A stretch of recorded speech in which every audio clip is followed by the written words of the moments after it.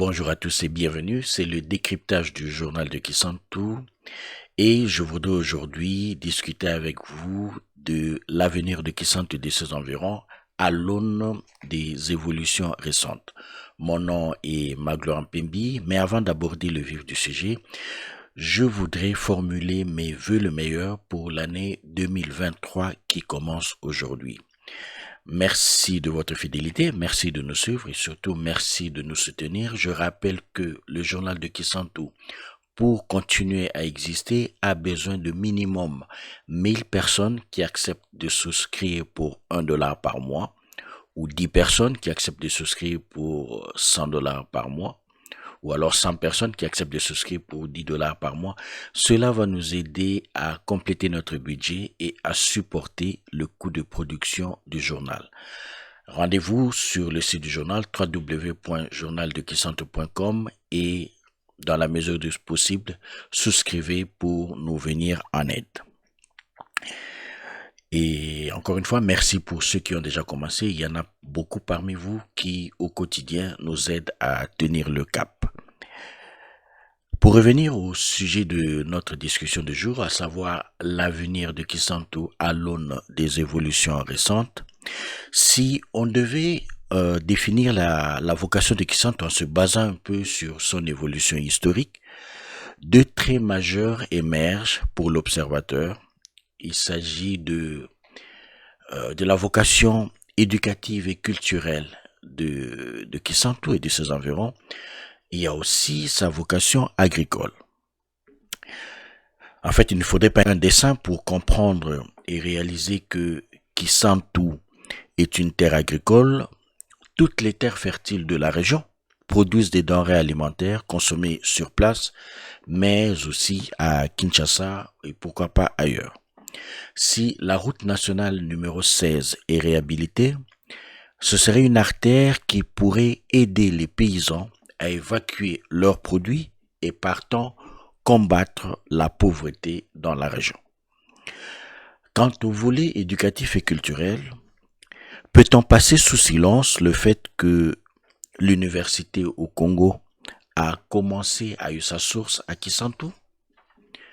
Peut-on passer sous silence le fait que les grandes institutions académiques, scolaires de la place ont formé plusieurs générations de cadres dans ce pays qu'est la RD Congo? Dans ce contexte, on se rend compte que même le jardin botanique qui pourrait a priori passer pour un lieu de détente et de villégiature intègre et synthétise à merveille cette double vocation éducative, culturelle et agricole. Au début des années 90, des intellectuels se réunissaient quasi clandestinement à Kinshasa et de leur conciliabule est née l'Université Congo qui fonctionne encore aujourd'hui en partie à Kisantu avec ses facultés de médecine, communication et faculté de sciences politiques et administratives. Quelques années plus tard, des notables de la région ont été à la base de la création de l'Institut supérieur des techniques médicales de Kisantu, ISTEM Kisantu. Ce qui vient d'être dit montre une chose. Le type d'investissement et des projets dans lesquels s'engagent les membres d'une communauté en dit long sur l'avenir que l'on espère pour sa jeunesse.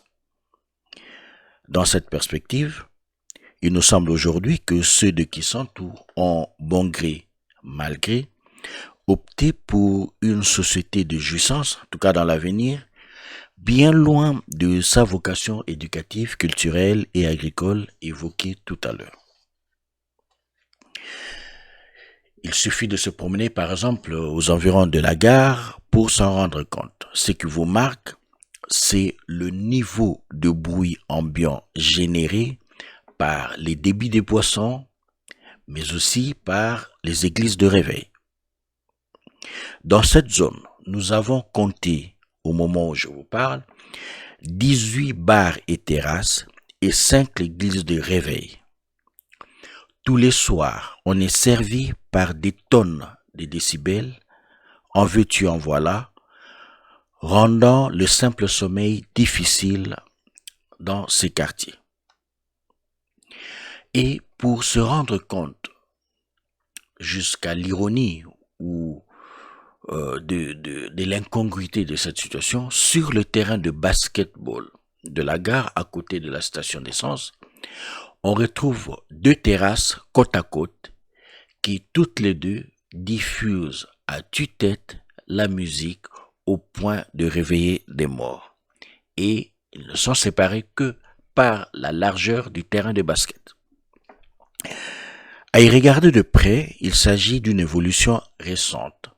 Les auteurs de ces investissements sont dans un certain nombre de cas des notabilités locales, voire des responsables politiques. Ce qui nous amène à poser là où les questions suivantes. Quel avenir escompte un homme public, un opérateur politique ou une notabilité locale pour la contrée lorsque son seul investissement pour celle-ci est un débit de boisson?